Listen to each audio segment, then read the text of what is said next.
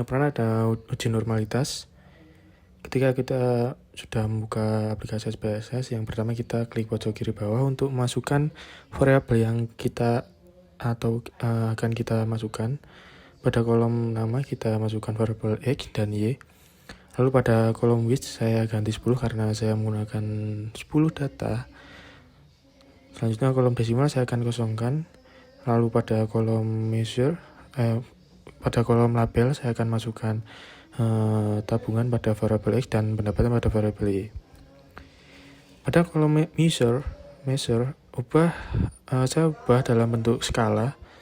Dan selanjutnya setelah itu kita klik data view di pojok kiri bawah. Selanjutnya saya kopas semua data yang saya miliki sebelumnya yang ada di Microsoft Excel.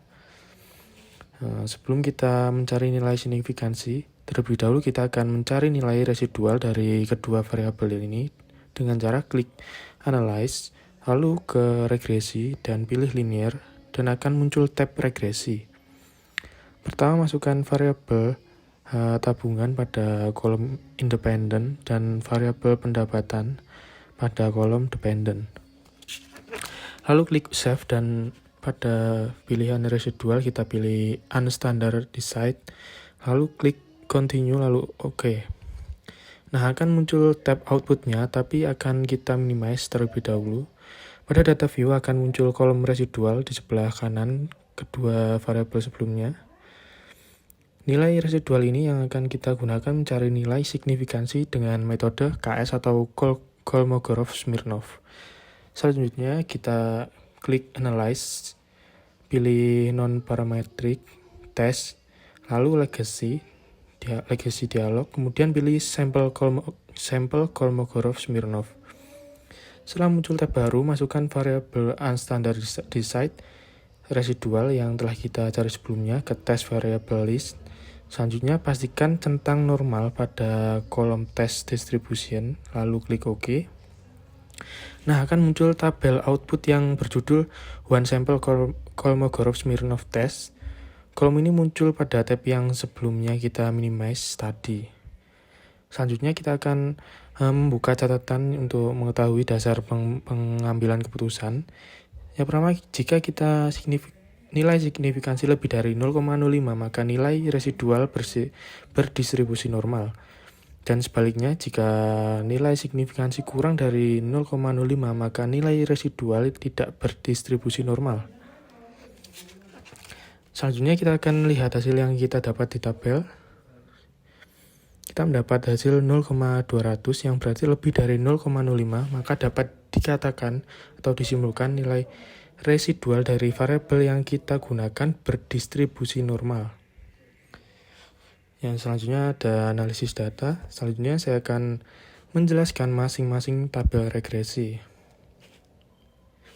Yang pertama ada tabel variabel interact atau remove.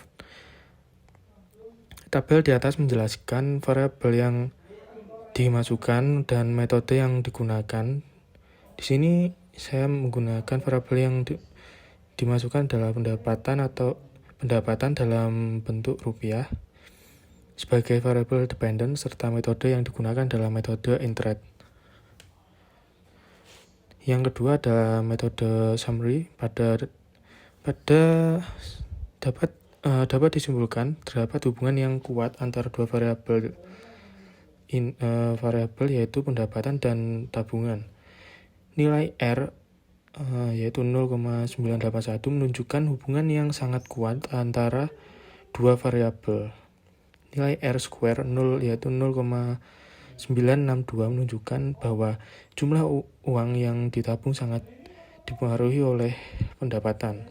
Jika nilai adjuster R square 0,957 menunjukkan variabel tabungan mampu menjelaskan 95,7% pendapatan.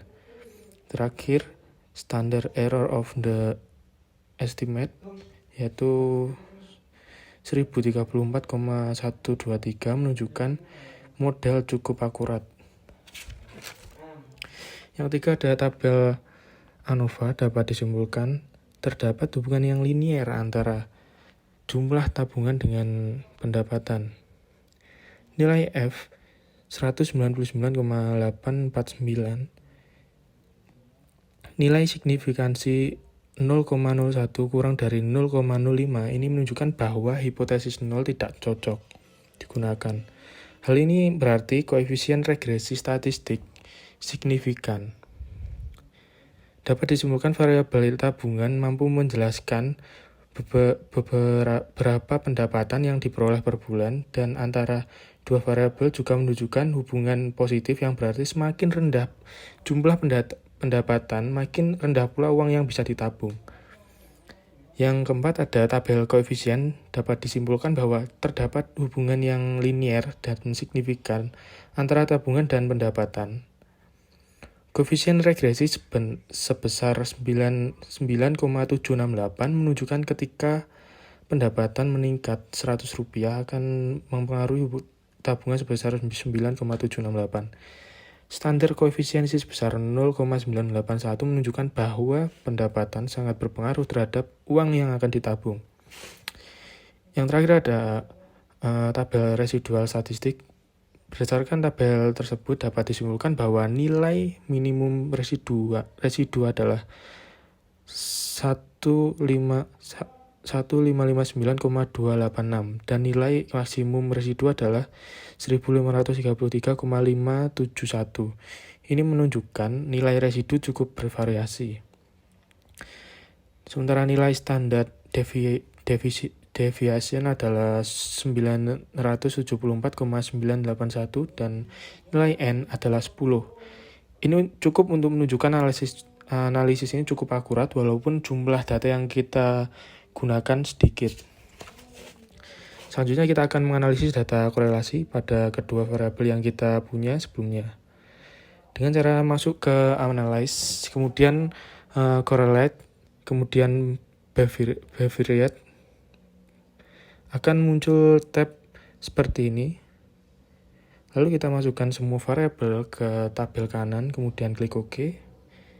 Nah, datanya akan otomatis masuk ke dalam tab hasil output yang telah kita kerjakan sebelumnya. Tabel korelasi menunjukkan hubungan antara tabungan dengan pendapatan. Persen correlation sama dengan koefisien persen correlation, yaitu 0,981.